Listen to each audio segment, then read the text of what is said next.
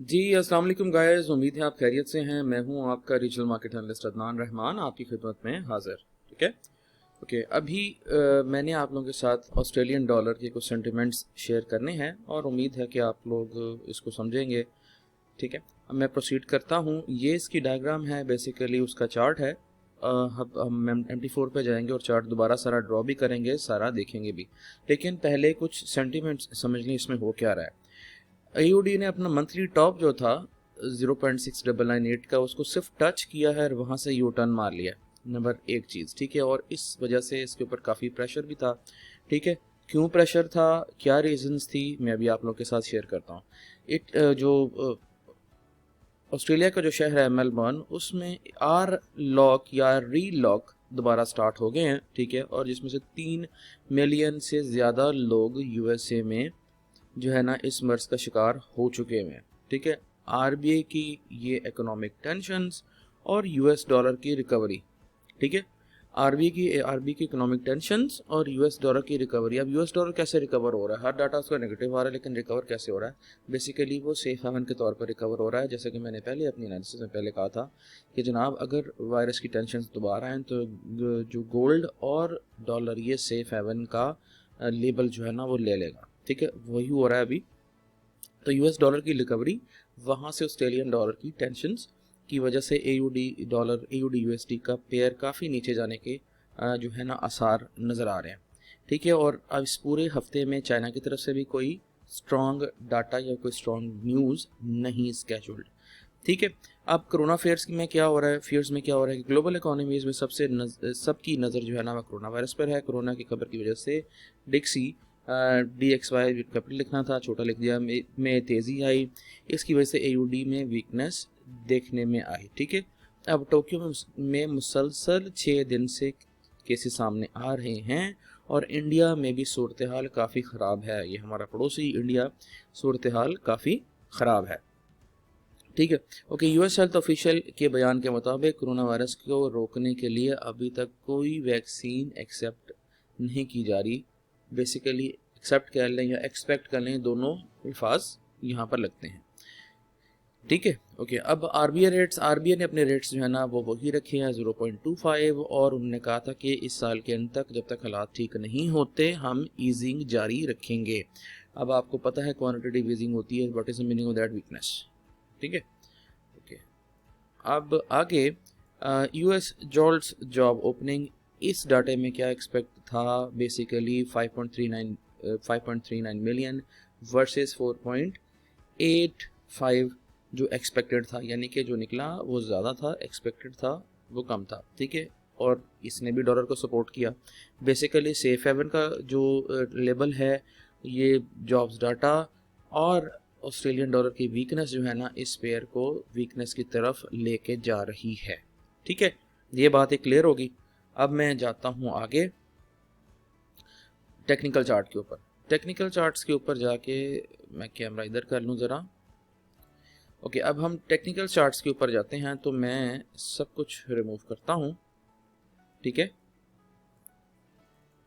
अब आप लोगों के सामने हर चीज़ मैं रिमूव करता हूँ और हम एक नया सिस्टम अपना बनाते हैं। ठीक है, वो क्या है कि अगर आप यहाँ पर आएँ, अपनी पिवट कैंडल्स ड्रॉ करें, तो आपको सबसे ज़्यादा हाईएस्ट लेवल वो ये है बेसिकली। ठीक है, हाईएस्ट लेवल इस रन में वो है ये वाला। ठीक है, and the lowest level is this one. ठीक है, अब लोएस्ट और हाईएस्ट के दरमियान में ऐसा पॉइंट चाहिए जो टच हो रहा हो लेकिन कैंडल कोई वेस्ट ना हो। अब उस चीज़ को करने के लिए what we need to do इस ये है मेन। ठीक है, इस लेवल तक, इसमें आगे नहीं जाना हमने। तो यहाँ से हम ड्रॉ करेंगे सॉरी, इस लेवल का जो लो नीचे आ रहा है, जो टच हो रहा हो लेकिन कोई कैंडल ब्रेक ना हो, वो बनती है तकरीबन ऐसे। ठीक है, अब इसको आगे ले जाएं आप। ठीक है, इसमें देखें कोई कैंडल ब्रेक नहीं हो रही और इस हाई से यहाँ लो के नीचे तक बन रही है बगैर किसी कैंडल को ब्रेक किए। ओके, सो अगर इस ट्रेंड लाइन को देखा जाए तो क्या हुआ, ट्रेंड लाइन नीचे की तरफ ब्रेक भी हो चुकी है। अगर हम अपने ATR बेस्ड बॉलिंजर बैंड लगाएं, ठीक है, तो अब हमें क्या मिलता है, वो हमें ये सिस्टम मिलता है ATR बेस्ड बॉलिंजर बैंड का। ठीक है, इसको ऐसे कर लें, आपने नॉर्मल बोलिंजर बैंड इस्तेमाल करना है वो लगा लें, मैं नॉर्मल भी आपको लगा कर दिखा देता हूँ बैंड्स, ठीक है। जो कर लें आपको चीज़ एक ही नज़र आएगी। अब ये आ रही है मार्केट एक रेंज की तरफ, बिकॉज मार्केट को खासा अंदाज़ा नहीं है कि क्या करना है, ठीक है। इसको नॉर्मल अगर आप छोटी ट्रेंड लाइन्स ड्रॉ कर लें तो फिर आप ऐसे समझ लें कि ये वाला सीन आपका अभी तक बन रहा है, लेकिन मैं इतनी छोटी ट्रेंड लाइन्स के ऊपर नहीं जाना पसंद करता, ठीक है। ये वाली तो फिर भी वैलिड है, ऊपर वाली वैलिड नहीं है, ठीक है। अच्छा, एक बड़ी इंपॉर्टेंट चीज़, क्योंकि हम बैठे हैं डेली चार्ट्स के ऊपर, तो डेली चार्ट्स को देखने के लिए कम से कम वीकली को फिर पकड़ें या फिर मंथली को पकड़ें, डेली के ऊपर डेली ना देखें। अगर वीकली जाते हैं तो डाटा काफ़ी छोटा हो जाता है और अभी भी मार्केट वीकली के ऊपर ही है, ठीक है।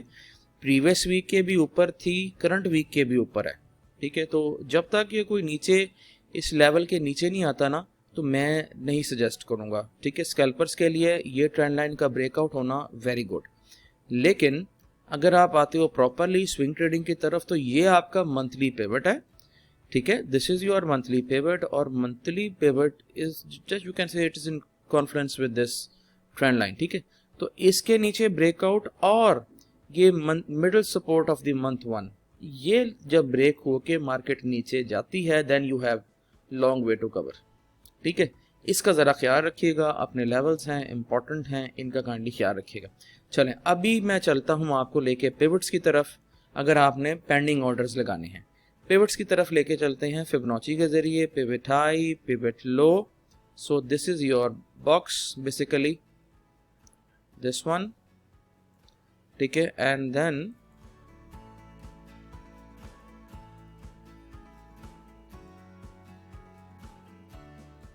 फ्रॉम हियर ये जगह, ठीक है। अब घूम फिर के मेरा भाई जब आप इसके ऊपर आते हैं again you fall in the same place, ठीक है। और आपको पता है सपोर्ट 1 पे तो लाजमी मार्केट जो है ना, इतनी बड़ी सपोर्ट होती है तो उस पर बाउंस होती है। दिस इज दैट प्लेस जहां पर आप एक बाउंस देख सकते हैं, और अगर ये नीचे ब्रेकआउट हो तो फिर आपके पास मिडल सपोर्ट भी है दिस 3 और 4, फिर ये नीचे गया और ये फिर एक किस्म का डबल टॉप का सीन बना लेगा, ठीक है गाइस। इसका ज़रा ख्याल रखिएगा। उम्मीद है आपको ये समझ आया, पसंद आया, और इंशाल्लाह अभी और एनालिसिस के साथ आपके साथ हाजिर होते हैं। थैंक यू जी, अस्सलाम वालेकुम।